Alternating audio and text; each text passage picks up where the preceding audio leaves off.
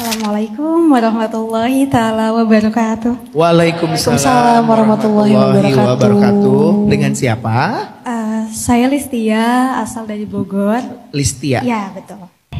Mungkin akan sedikit panjang ya.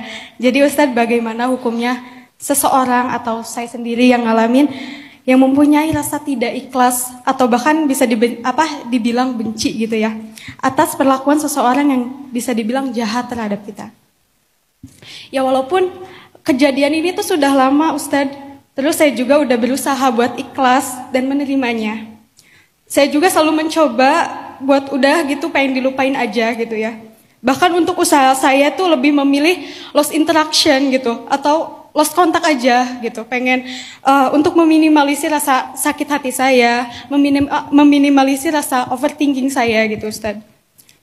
Tapi seiring waktu, sesekali saya keingat kayak namanya manusia gitu ya, punya perasaan yang mutagoyar, gampang berubah gitu. Kadang saya tiba-tiba aja kepikiran gitu, keinget lagi walaupun kita udah menyibukkan diri gitu kan. Tapi kadang suka ada aja sesi untuk overthinkingnya itu. Kayak keinget gimana sih dia jahat dulu gitu. Sehingga usaha saya itu untuk mengikhlaskan itu selalu gagal Ustadz. Dan bagaimana Ustadz hukumnya kalau misalnya saya pernah mendoakan orang itu ke hal-hal yang negatif Ustadz. Kayak dulu saya masih merasa sakit hati banget. Saya selalu berdoa pas sholat tahajud atau setelah sholat wajib. Doa saya itu kayak, ya Allah tolong persulit jalan dia ya Allah. Kayak tolong berikan rasa sakit seperti dia menyakiti saya ya Allah. Terus dulu juga kalau saya melihat orang itu gitu bisa hidup bahagia, bisa ngejalanin hidupnya dengan baik, kadang rasa tidak ikhlas itu muncul lagi gitu Ustaz. Karena dulu saya ngejalanin hari-hari saya itu kayak berat banget setelah kejadian itu gitu ya Ustaz. Sampai saya tuh stres banget gitu karena bentuknya fitnah gitu ya Ustaz. Tapi kok saya melihat dia tuh kayak biasa aja, ngejalanin hidupnya dengan baik, tanpa ada rasa bersalah sedikit pun gitu. Dan tolong solusinya dan tipsnya Ustadz, agar saya bisa menerimanya dengan ikhlas, lapang dada, tanpa rasa benci itu Ustadz. Dan apakah hukum tak berdua itu ada Ustadz?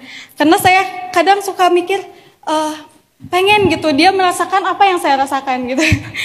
Mungkin itu saja pertanyaannya Ustadz. Mohon maaf kepanjangan. Wabillahi taufiq wal hidayah. Wassalamualaikum warahmatullahi wabarakatuh. Nabi juga pernah kayak gitu kok. Ketika Wahsy dulu masuk Islam, kemudian dia datang menemui Nabi saat Fathu Makkah. Terus Nabi melihat, ini Wahsy. Seketika Nabi teringat dengan peristiwa Uhud saat Wahsy yang membunuh pamannya Nabi Hamzah radhiyallahu anhu. Maka kemudian Nabi bilang, Wahsy, aku udah memaafkan kamu. Tapi kalau kamu bisa menghindari gak ketemu sama aku, hindarilah. Padahal Nabi adalah orang yang paling sempurna, orang yang paling lapang dada, orang yang paling ikhlas. Tapi kadang ada luka yang gak mudah untuk dilupakan, walaupun sudah dimaafkan. Maka gak apa-apa dengan hal itu. Gak apa-apa kalau kita belum bisa sekaligus dalam waktu ini melupakan luka tersebut. Karena lukanya masih kerasa. Tapi apakah kita sudah memaafkan? Itu aja yang bagian kita. Karena la yukallifullahu nafsan illa wus'aha. Ada bagian yang di luar kemampuan kita. Jangan terlalu takalluf. Apa itu takalluf? Membebani diri kita dengan yang bukan beban. Aku harus lupa, aku harus lupa, aku harus lupa. Lupakan. Fales. Gak harus kita maksain diri kita untuk membebani pikiran kita dengan apa yang di luar kemampuan kita. Karena Allah gak suka dengan takalluf. Dalam agama itu takalluf dilarang loh. Termasuk takalluf itu overthinking, overreaction. Itu takalluf.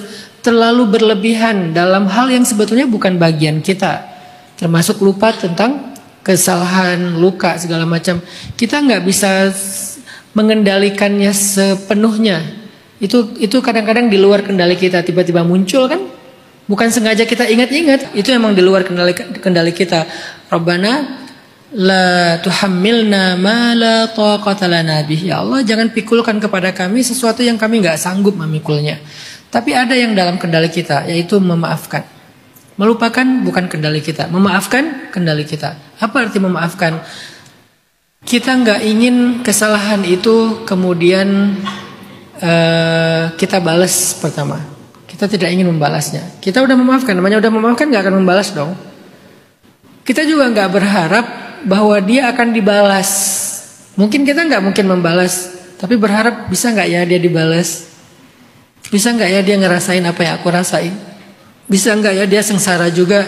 Kayaknya dia bahagia-bahagia aja deh. Jadi aku nggak rela deh ngeliat dia sakit sendiri. Udahlah kita disakitin plus sakit ngelihat kenyataan. Emang nggak capek sakit terus? Pertama kita disakitin. Udah gitu kita kan kepo ya, penasaran ya, gregetan kan, gemes gitu, pengen lihat dia kayak gimana hidupnya sekarang. Oh ternyata dia happy, makin gemes, makin gregetan. Unfollow aja di semua akun, nggak usah cari tahu lagi tentang dia. Itu yang membantu kita untuk belajar memaafkan. Kalau masih kepo, masih perhatian, susah memaafkan. Kalau ngelihat dia bahagia, kita nggak rela. Ngelihat dia sengsara, kita bahagia, kan dengki namanya, hasad. Mending kita nggak tahu apa-apa udah.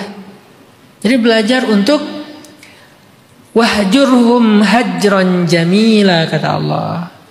Kan gitu di surat Al-Muzammil.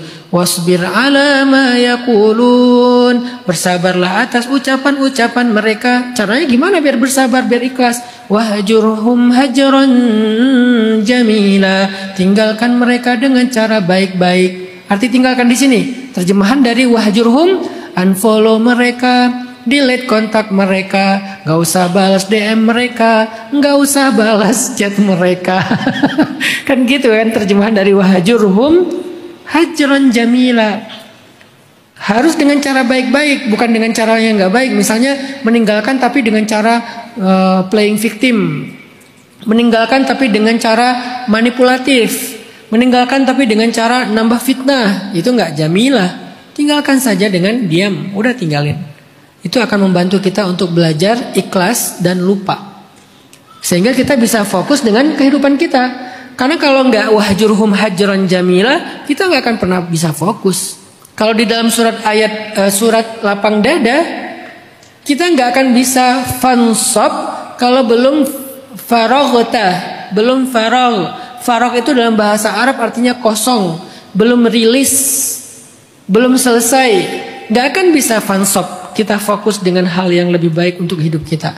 Jadi kalau mau fokus dengan masa depan kita, mengupgrade value kita, mulai membangun self esteem yang positif tentang diri kita perlu belajar faragh, perlu belajar la ubali kalau kata Nabi, perlu belajar tarkuhu ma la ya'nih, meninggalkan yang gak bermanfaat bagi kita, perlu belajar ignoring, perlu belajar skip, perlu belajar mengabaikan, nggak peduli. Itu cara membantu kita untuk ikhlas, lupa, pelan-pelan.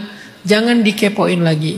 Kenapa Mbak nggak bisa ikhlas? Karena masih ngepoin terus, masih cari info terus. Tapi dia dekat dengan saya Ustadz. Ya udah belajar, sibuk supaya nggak ke pikiran itu terus, nggak ngelihat dia terus. Distractkan pikiran kita kepada kesibukan-kesibukan yang lebih bermanfaat. Fansop tadi. Sisanya wa ila rabbika farghab. Serahin aja sama Allah.